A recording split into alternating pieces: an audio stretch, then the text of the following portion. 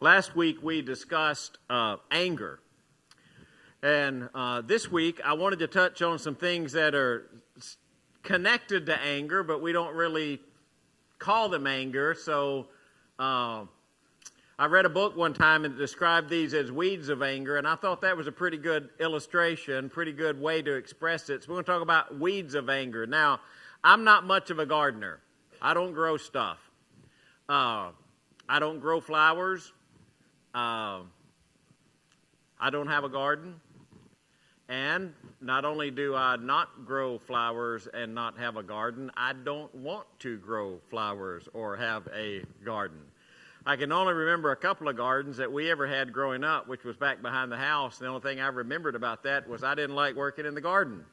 My grandfather always had a really big garden, and I always didn't like the days that he called and said that he needed help in the garden, especially if it was tater digging day. I did not enjoy tater digging day, so I try to stay away from gardens. But I do understand weeds, and I called them weeds of anger because weeds are at least something that we usually try to get rid of. So these are kind of things that you're supposed to try to get rid of after you address anger. And here's a couple of verses, and these are the kind of things that are listed in the text, and that's why I show them to be connected to anger. Get rid of all bitterness, rage, and anger, brawling and slander, along with every form of malice. But now you must rid yourselves of all such things as these: anger, rage, malice, slander, and filthy language from your lips. I fear that there may be quarreling, jealousy, outburst of anger, faction, slander, gossip, arrogance, and disorder. And James, for man's anger does not bring about the righteous life that God desires. So what kind of things am I talking about? Now, these are not, that's a good way to say this. These are not, I'm not giving you dictionary definitions, okay? So, and it's not like I'm trying to make a real strong division between each one of these words. It's just that as I was thinking about them, I think this is some way, kind of the way that things develop. And I know there are exceptions to the rule, but I think they kind of develop this way. And the first one is resentment. Because a lot of times when we're angry, and a lot of times most times we're angry because we think that somebody did something to us. They mistreated us in some way. They disrespected us in some way. They acted against us in some way. Somebody did something they weren't supposed to do, and that made me angry. And one of the things that happens when we deal with that kind of anger, one of the first things we hang on to, one of the first difficulties, the first warning signs is resentment. And resentment is one of those things where you just kind of hold on to your anger. And the thing about resentment is we usually internalize resentment. We usually don't express it. We just stew on it. You know, we just sit there and we think about it. And the more we think about it, the madder we get. And the madder we get, the more we internalize it. And we're definitely not going to say something about it. And it just starts to build up inside us. And it's just resentment. Now, a lot of times that resentment develops because of the situation we're in. Let's say, hypothetically, okay, all of these are hypothetical. But let's say you had a boss. And the boss came in and the boss did something that you didn't like, or something that you didn't think was fair. The boss came in and they asked you to do paperwork that your coworker was supposed to do, but your coworker didn't do it because they were getting ready to go on vacation, and they were so excited about their vacation coming up that they just didn't do their job, and now they're going off on vacation, and the boss brings a file folder to you and he slaps it on your desk and says, "I need that taken care of today." And you're thinking, well, if so-and-so had done their job before they left to go sit on the beach, I wouldn't have to do this. And why don't he call that person and get them to come back and do their job instead of giving me their job to do? Now, hypothetical. What's the problem with going and yelling at your boss about that? Well, you might not have a boss, right?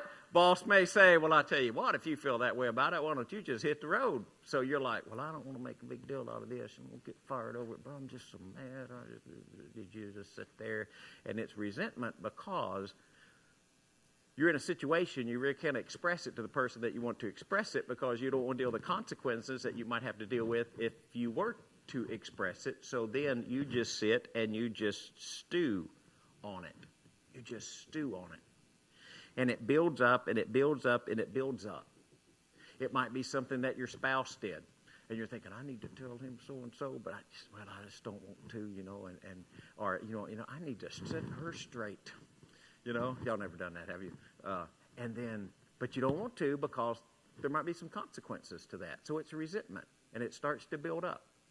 And the more you think about it, the more that it builds up, and it just keeps building. Now, you can do two things with resentment. Eventually, where you just push it aside and you're not resentful about it anymore. But typically, that doesn't happen. Typically, what happens is resentment ends up being bitterness. And bitterness is where you have resentment and you just keep hanging on to the resentment. Resentment might dissipate over time, but bitterness just continues. It continues to grow and to fester. Let's say you're out and you're doing woodwork, which also I don't do. I don't do gardening. I don't do woodwork. I hold boards for Reggie when he nails them up for the sign out here, but that's the extent of my woodwork. What happens if you get a splinter in your finger?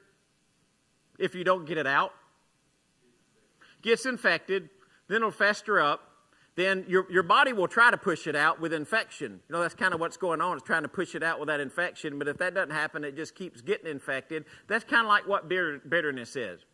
It's resentment, and instead of resentment getting out, your resentment just starts building up, and it keeps building up, and it just keeps going. It just doesn't stop. Now, the thing about bitterness is sometimes with bitterness, it still doesn't always have to come out and sound bad. You can be bitter against someone and still be nice to them.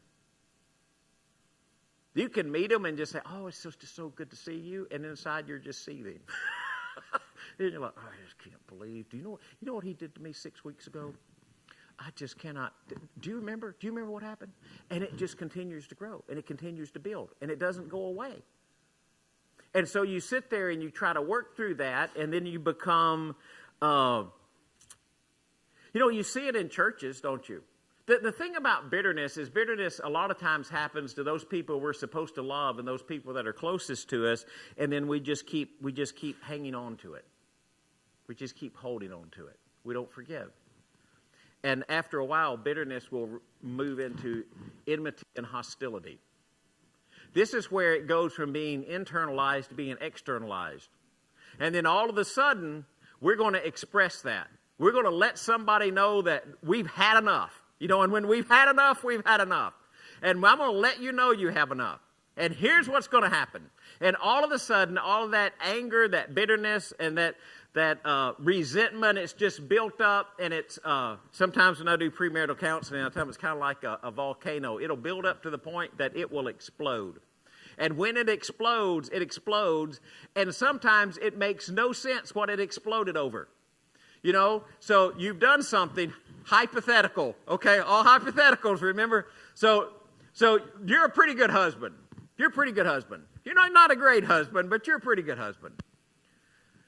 But a few months ago, you did something that you weren't supposed to do, so your wife had a little bitterness about it. And she was like, I just can't believe he did that. But she didn't want to say anything about it, so she just held on to it. So I just can't believe he did that.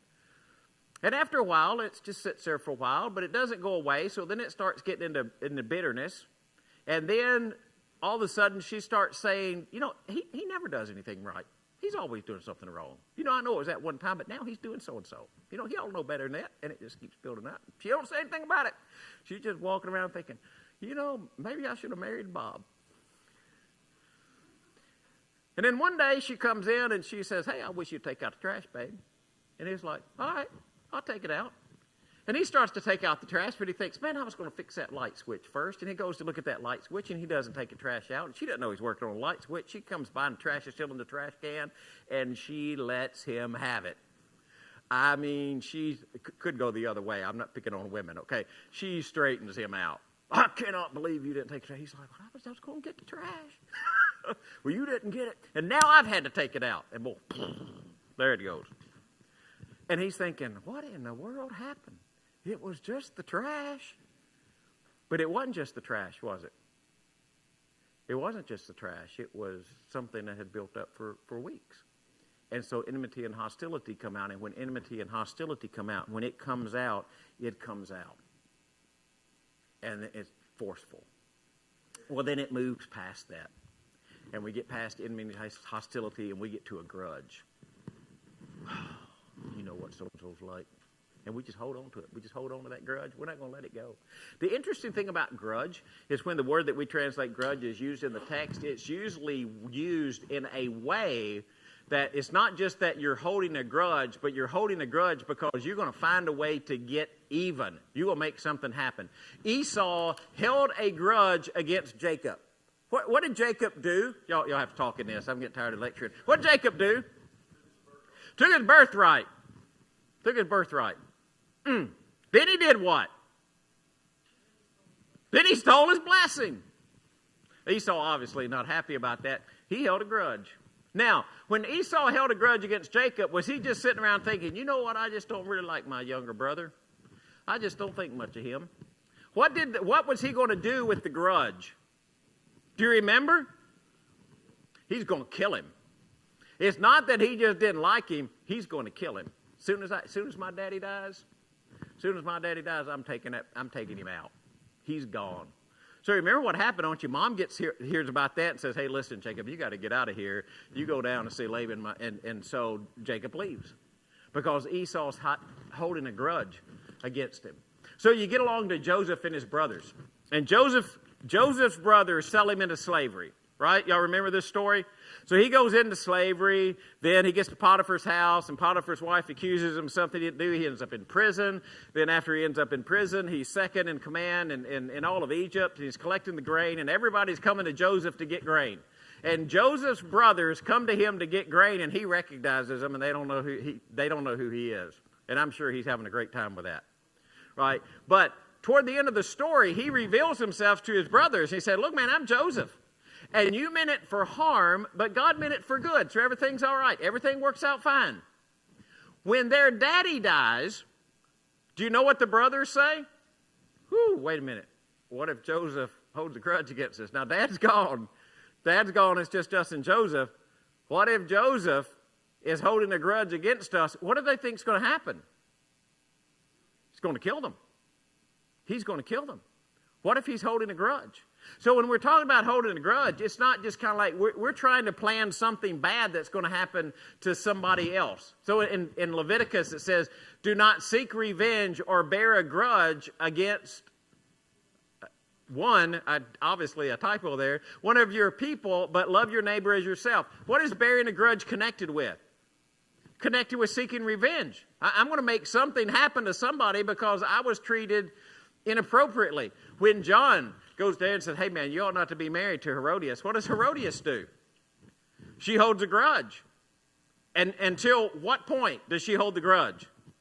Remember her daughter goes and dances and he says, hey, I'll give you anything you want. She goes back to mom and said, hey, he said he'd give me everything you want. What should I ask for? I mean, just think about this. One of the most powerful men in the world in that region comes to you and says, I'll give you anything that you want. So you just ask me, I'll give you whatever you want. What did the mom tell her to ask for? They had a John the Baptist on a platter. You think if you're going to ask for anything, you would ask for that? Why did she ask for that?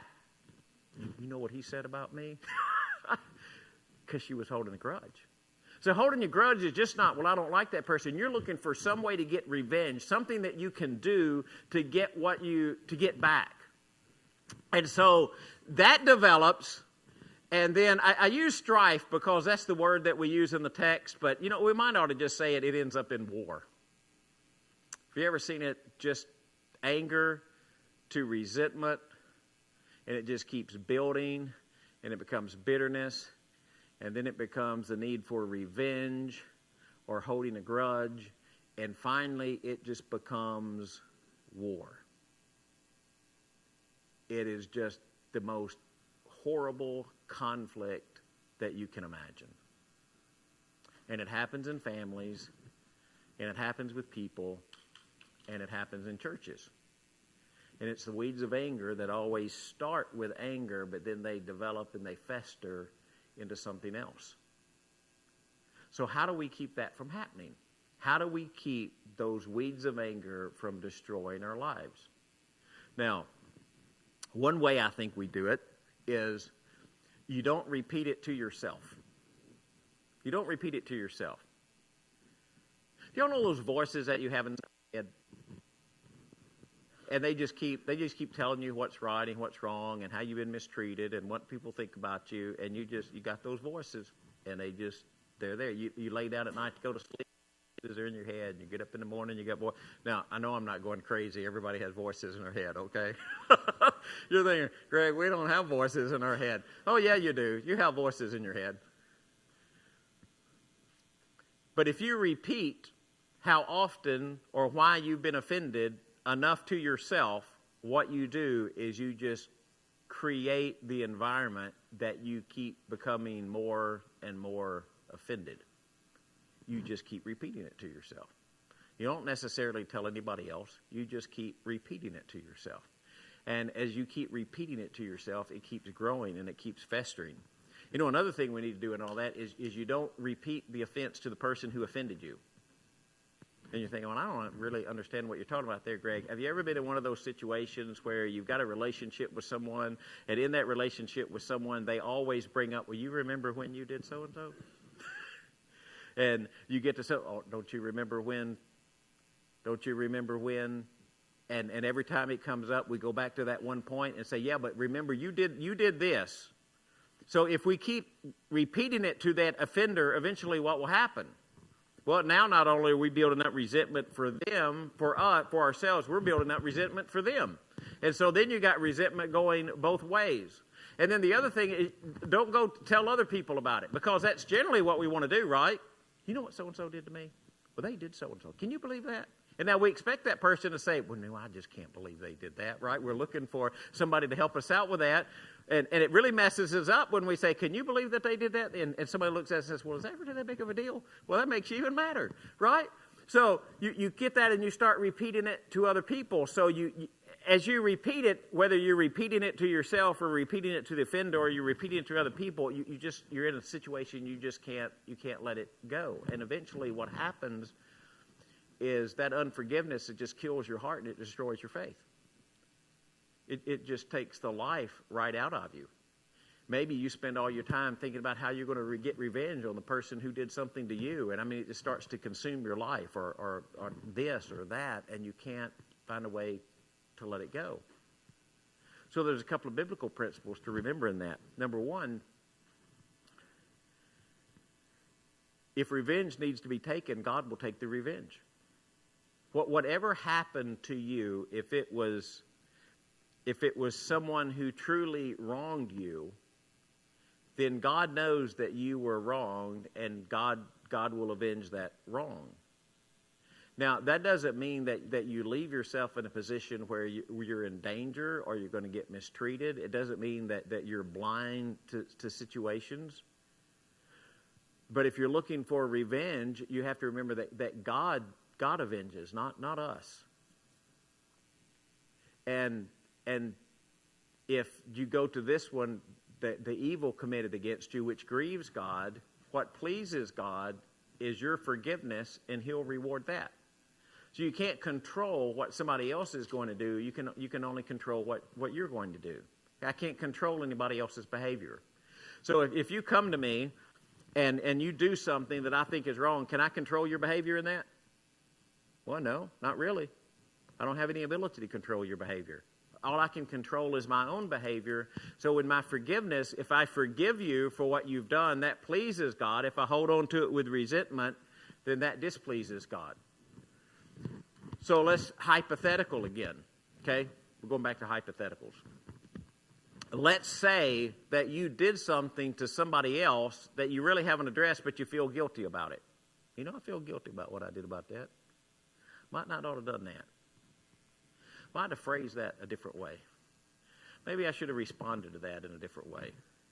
The first thing I want you to do is thank God that you feel guilty. So if you've got a situation in life that you feel guilty about, first, be thankful that you feel guilty. And you think, Greg, that doesn't really make a whole lot of sense. Well, it makes a great deal of sense. Because if you feel guilty for what you've done, then that means that God is trying to convict you that there's something you need to take care of, and you need to be thankful that you feel guilty about the thing that you did, so that you'll do something about it, that you'll respond to it. Now, if you don't feel guilty, this is kind of a crazy prayer, isn't it? A crazy prayer sometimes is just simply this. Hey, God, is there something I ought to feel guilty about? If there is, would you do that for me? Would you make me feel guilty? Because in feeling guilt, we understand what the difficulties are. We understand what the problems were. So if you forgive men when they sin against you, your Heavenly Father will also forgive you. So as a believer in Jesus, you're not looking to leave yourself in a situation that you're going to be continually mistreated. You deal with that situation, whether you need to deal with it with a person, or you need to have counseling, or you need to have other people help you deal with it. But your forgiveness, if you forgive, God will forgive you. Have you ever heard this? Well, I tell you what. I'll be around them, but I ain't ever going to forgive them for what they did. You know, that's pretty dangerous ground, isn't it? That's pretty dangerous ground. You're not ever going to forgive them? I'm not ever forgiving them for that. No, I'll be around them if I want, but I'm not ever going to forgive. If you forgive men when they sin against you, what will God do for you? God will forgive you. We don't really like the last section of this, do we? The next verse. Oh. But if you do not forgive men their sins, your Father will not forgive your sins. So what if you hold on to that anger and that resentment and that bitterness always to the point that you say, I am not ever going to forgive them for what they did? Do you realize that your unforgiveness will prompt God to be unforgiving to you? Because the weeds of anger just keep growing. They don't go away. Now, we could probably sit in here and say, well, yeah, that's a great sermon, Greg, but I've never been angry. Probably not. Or you could say, well, yeah, I've been angry, but I had never been bitter toward anybody. Well, probably not. I mean, not if you're human. Or you could say, well, yeah, but I've never really had resentment. Nah, maybe not. Or you could say, well, I've never plotted revenge on somebody. Yeah, you've never been sitting alone at some point, and you said, you know what, I wish I could do so-and-so and get back at them for what they did to me. Well, we probably do, because it's human nature. It's human nature. But then you look at the forgiveness of God.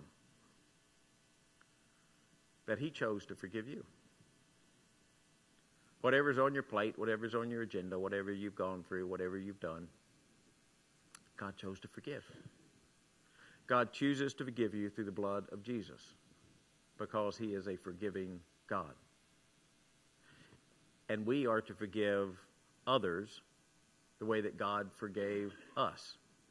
And we can't do that if we're hanging on to anger, to bitterness, to resentment, to revenge, and if we're full of strife and anger and war. So I'm just asking you to go into the garden of your life, find all the weeds, and you pull them out. You pull them out, and you become forgiving and understanding. Isn't it wonderful that God chose to forgive us?